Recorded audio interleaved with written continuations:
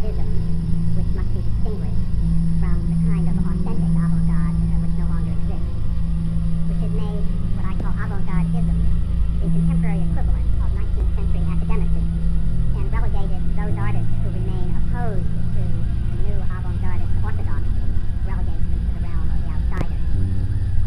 Most of us, I think, carry a certain picture in our head of the oppressive and reactionary institutions that made it so difficult for artists of real quality to survive and prosper in 19th century Paris.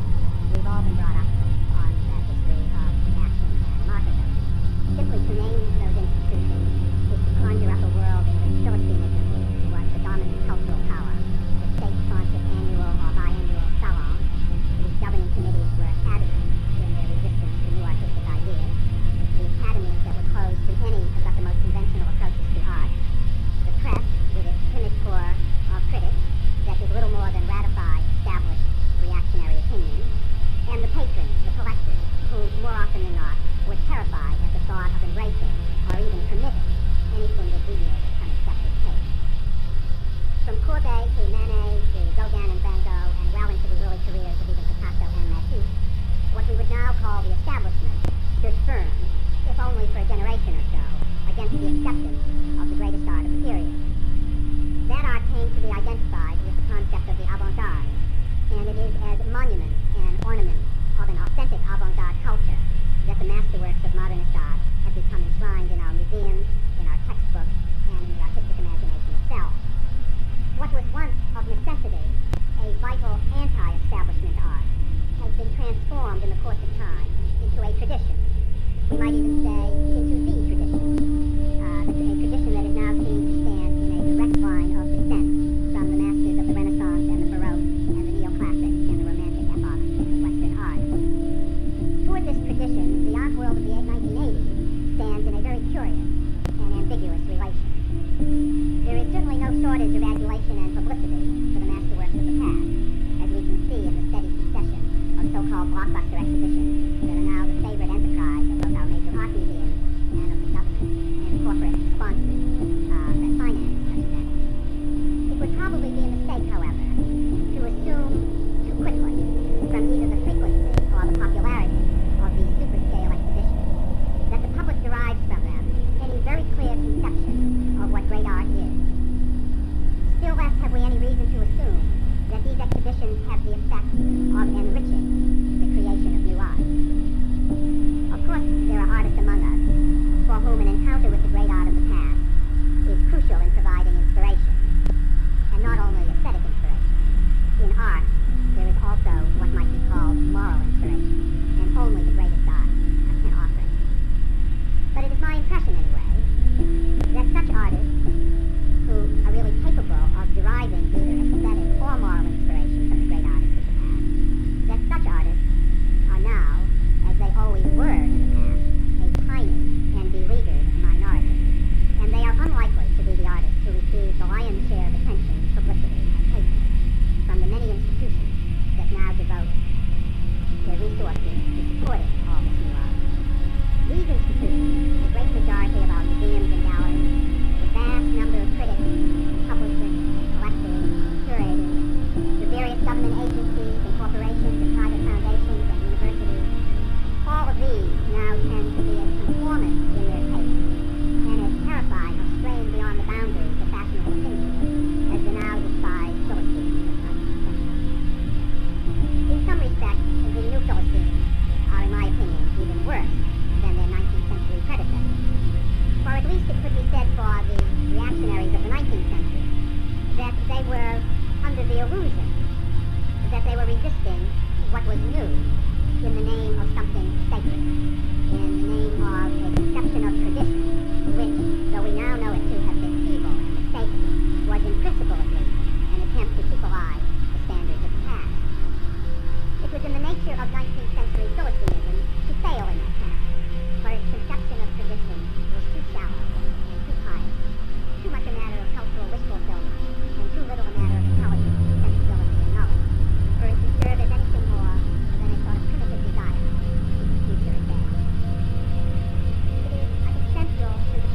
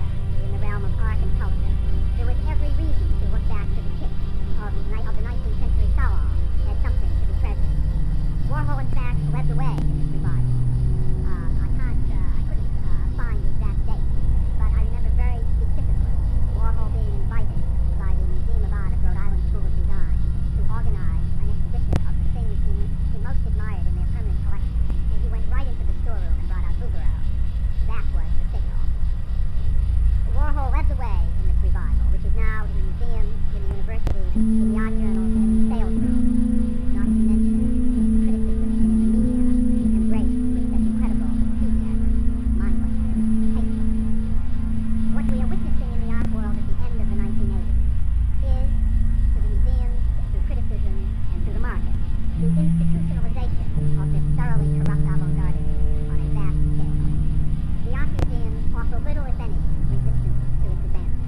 The galleries, of which there are now said to be more than 500 in Manhattan alone, are thriving on it. The critics, alas, the critics, most of them, ratify this crash as passionately as their predecessors praised the kitschmakers of the 19th century. And the university, alas for the university study it as if it were an art worthy of their study. If not for our vivid memory of what happened in the last century, when the greatest art of the period stood firm against the first wave of the Guillotine, and did so at great personal sacrifice, there would indeed be reason to despair over the fate that has befallen the art of the 1980s. But from the heroic example those modernist artists set in the last century, we know that there will always be artists who, in order to remain true to the demands of their vocation, will be opposed to what is now said to constitute success in the art world. Such artists face a challenge, however, that is in many ways even more difficult than that faced by the independent artists of the 19th century. They can no longer avail themselves of the kind of vital bohemian culture that in the 19th century offered the rebel artist a spiritual as well as a physical haven.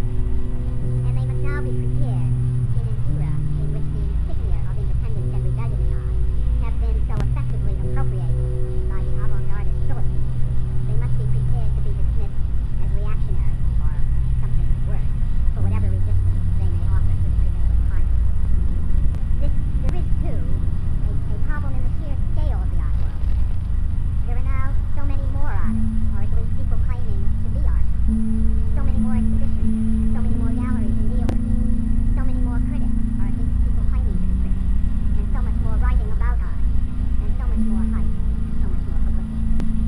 And yet in the expanded scale of the art world today, which so much of the time, I think looms for many of us as a dark cloud destined to shut out all the light of intelligence, there is nonetheless a bit of a silver lining to be discerned. For the very bigness of the art world means that it can no longer be completely monolithic, and it offers the artist who has the courage of his independence to find a place in it. Ours is still a free society, a freer society, in fact, than the one faced by the independent artists of the 19th century. And there is still room in it for the artist who has the will and determination and gift to go his own way. Those who lack a firm resolve will either drop out or conform to the shifting fashions of the day, as such artists have always done. There are days now when all of us who cherish the ideal of quality and independence in art have every reason to feel that the 1980s have marked a nadir for everything they wish to be, achieve, and preserve. This is indeed, in my opinion, a grim period, and all the more so because it presents such a happy, contented, successful, smug, and insouciant state to the world. But we can take some solace, I think, in the realization that failed art, no matter how universally acclaimed in its time, remains what it is, a failure, and that much can be accomplished simply by calling things by their right name. And just to reassure ourselves that at least much of what we observe happening among artists who emerge into the limelight today has happened before, though not exactly on the same scale. I want to close with a passage that a very great artist, already well established at the time, a passage from an interview he gave in 1936, more than 50 years ago. This artist said, "Today, my young contemporaries know how to struggle only when they are poor. But all that stops the moment they balance their budget. The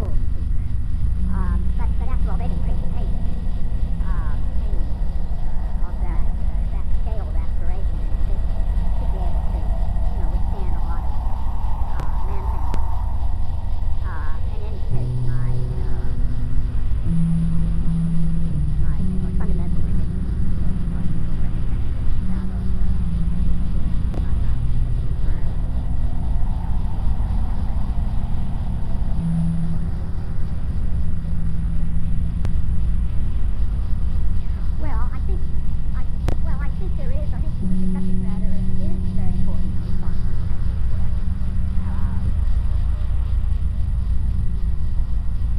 Well, I think if you didn't know anything about the detention, you would, or at least I have to say that in my first encounter, I was tremendously impressed by the audacity of what I think there is, however, in the ICU cause, tremendous appetite for any kind of subject matter that can be thought seriously.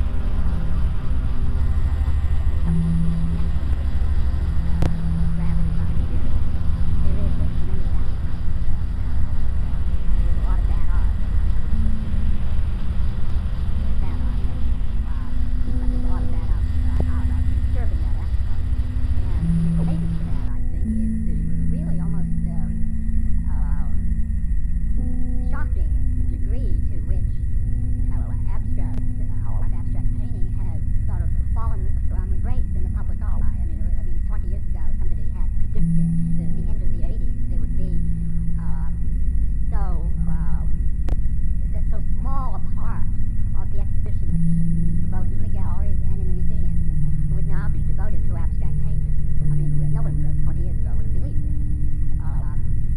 And I think that has something to do with a shift that has occurred from the kind of sophistication,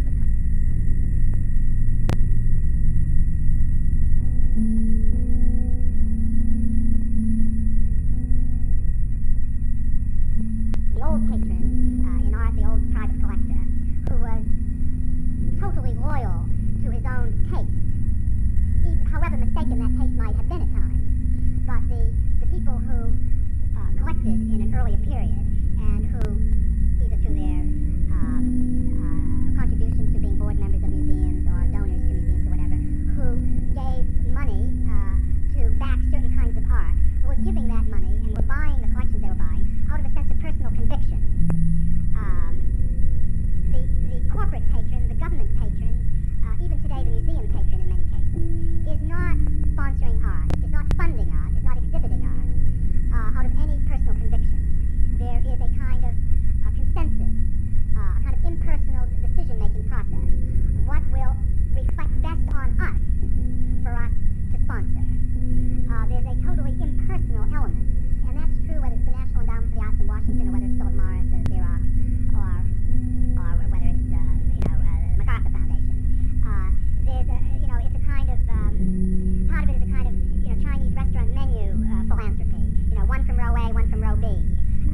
We have a black realist on our list, so we need a white feminist. We have somebody who does Hispanic art, so we then will need something made from Eastern Europe.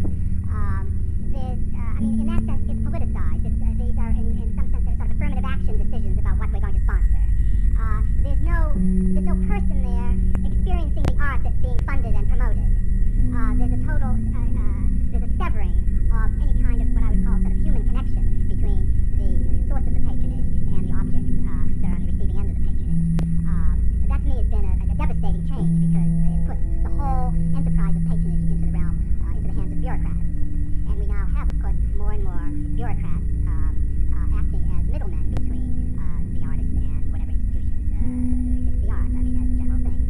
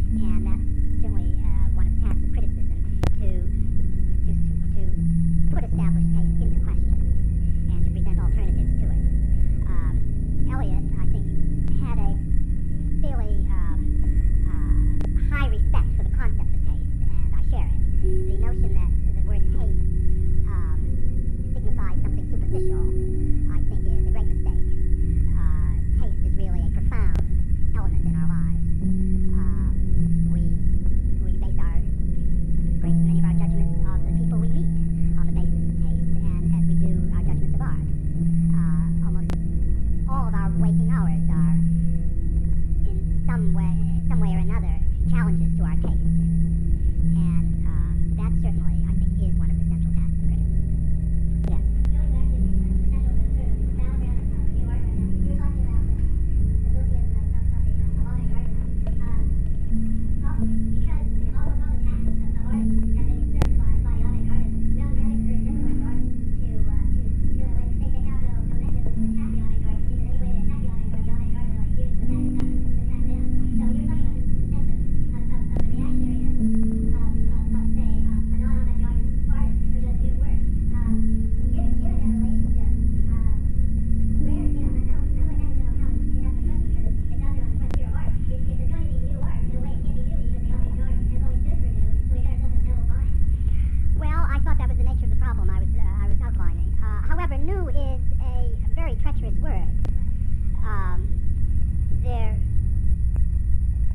you could say that for anyone who really understood what Duchamp, Miro, Schwitters, and Joseph Cornell had done in their work, there was nothing new in Rauschenberg. What was new in Rauschenberg was that it was bigger.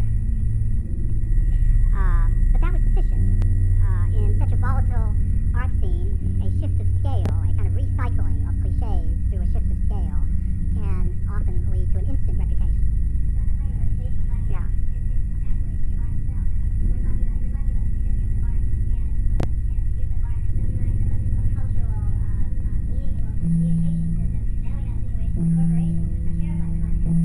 Well, no, the corporations are not terrified of content. They love it. Well, but it's hard to, I don't know, gosh, I mean, I went to see the other day down at the World Financial Center, which houses the world headquarters of Dow Jones, American Express. I mean, you can't get more corporate than that. And there's all this, anti-bourgeois art in the lobby. Lots of electronics, there's lots of dirt, they have some chickens scrapping in a cage. Those corporations aren't afraid of content. They're much more comfortable with it than they are with art. And they're using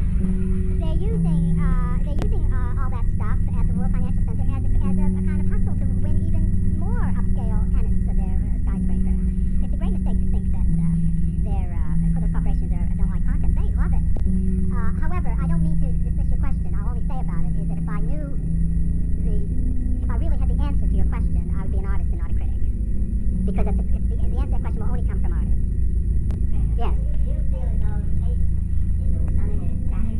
Taste has been the same since Greek times, before times, that taste changed from generation to generation and year to year? Well, taste, I think, always changes. But it doesn't necessarily get better.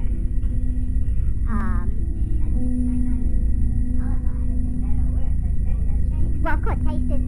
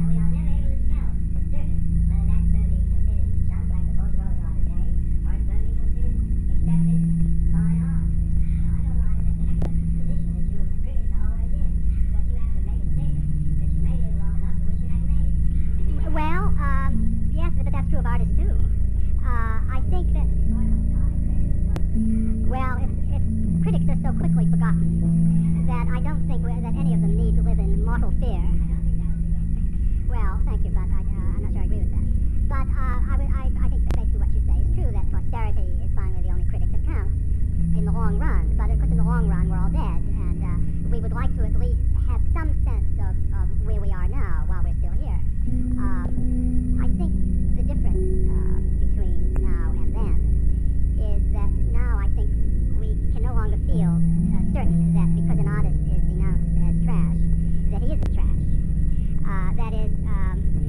not going to produce a greater number of great artists in our time than other periods have produced in theirs. It's one of those paradoxical situations.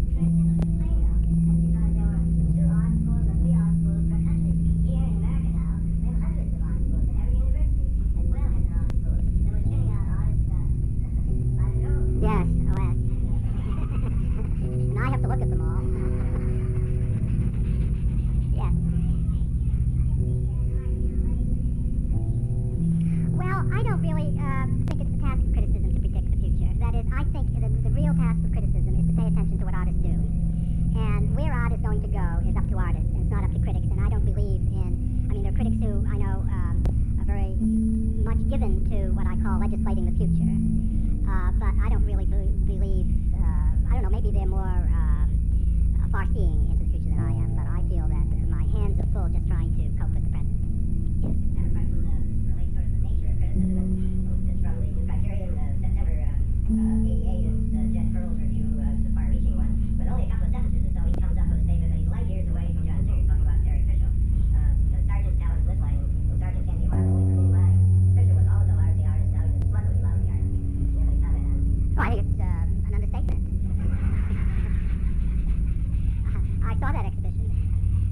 I dealt with it much more harshly in my review. No, but you two actors reviewed it, and here was only a sentence that Yeah. talked about the work and went into that.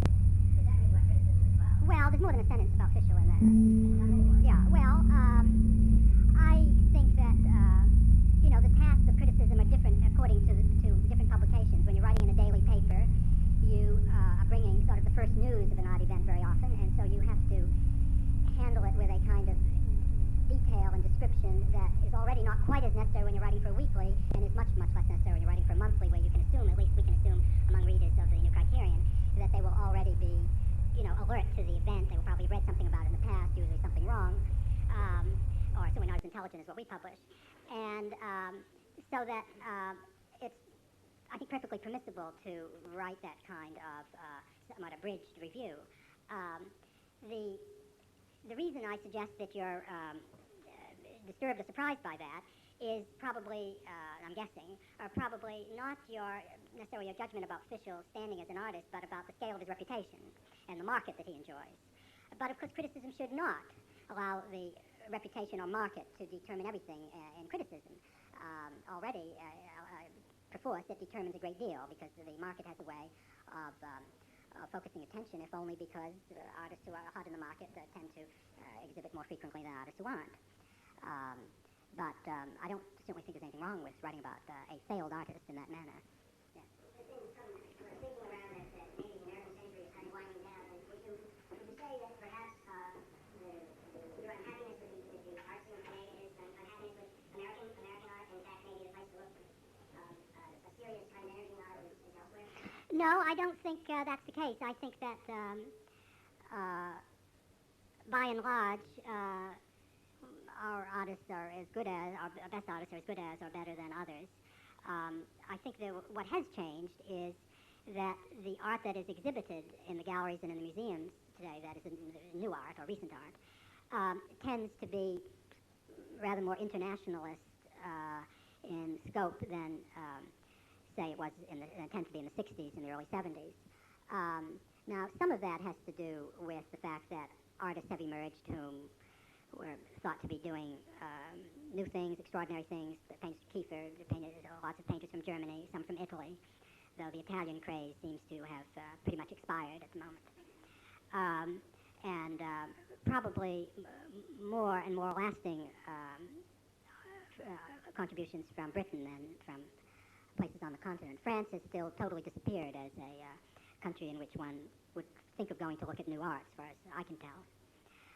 No, I don't. I'm not a believer in the idea that America's hour, either as a nation or as a culture, has passed. It certainly doesn't look that way from Europe, because all the young European artists I've ever met all want to be here. That is, they often get nice stipends from their home countries, and they can count on, if they achieve some kind of visibility or celebrity in America, they can usually be counted on being welcomed home by their art institutions as conquering heroes. But I don't see any loss of America's place in the international art scene. I don't see any evidence of it at all. Yes. I'm going to ask a question that I would never ask of anyone, and I'm asking of you because of the fact that I respect you so much. As the founder of the Museum of Contemporary Art, actually founded because, and almost 25 years ago, because Alfred Barr suggested that there was no such thing in existence as a contemporary museum of art. Anyhow, I did it. And we have always felt that it was our function to attempt to acquaint our public, such as it is, with whatever we thought was best in contemporary art. Now, in listening to you, I have the feeling that you don't think there is anything that's worthwhile for us to show. It puts us in a rather bit of a dilemma. If you were, for example, to want to change your job someday and become the director and operator of this museum, how would you start to organize exhibitions? Well, it would be uphill work. I know, and I'm giving you a very serious answer.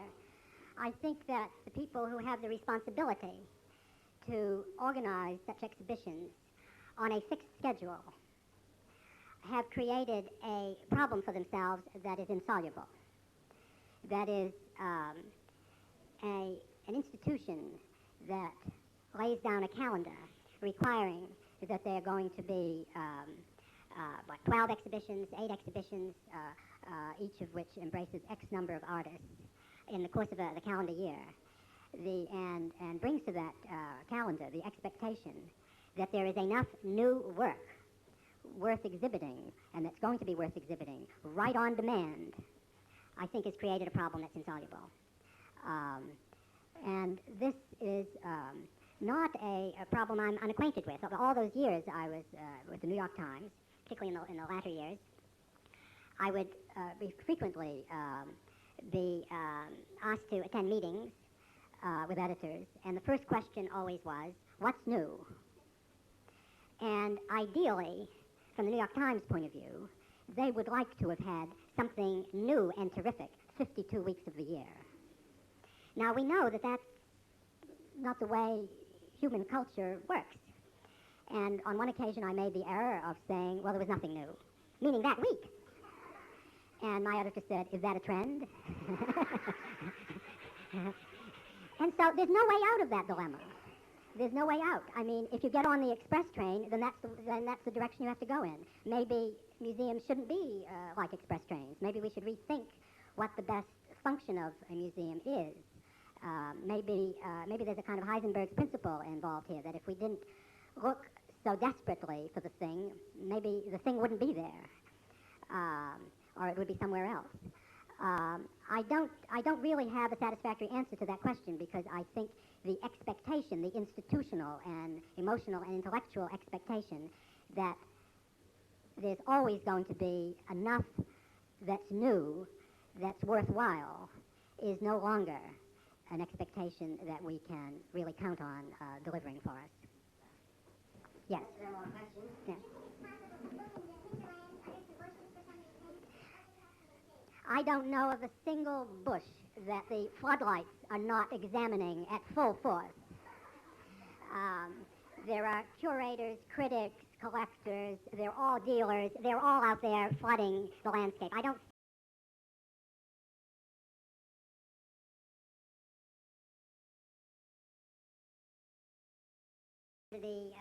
the correction of taste is always one. Well, no, the corporations are not terrified of content. They love it. Well, but it's hard to, I don't know, gosh, I mean, I went to see the other day down at the World Financial Center, which houses the world headquarters of Dow Jones, American Express. I mean, you can't get more corporate than that. And there's all this, anti-bourgeois art in the lobby. Lots of electronics, lots of dirt. They have some chickens crapping in a cage. Those corporations aren't afraid of content. They're much more comfortable with it than they are with art, and they're using all that stuff at the World Financial Center as a kind of hustle to win even more upscale tenants for their skyscraper. It's a great mistake to think that those corporations don't like content. They love it. However, I don't mean to dismiss your question. I'll only say about it is that if I really had the answer to your question, I would be an artist and not a critic. Because the answer to that question will only come from artists. Yes. Do you feel as though taste is something that is static? The taste has been the same since beat times or before times, or does taste change from generation to generation and era to era? Well, taste, I think, always changes, but it doesn't necessarily get better.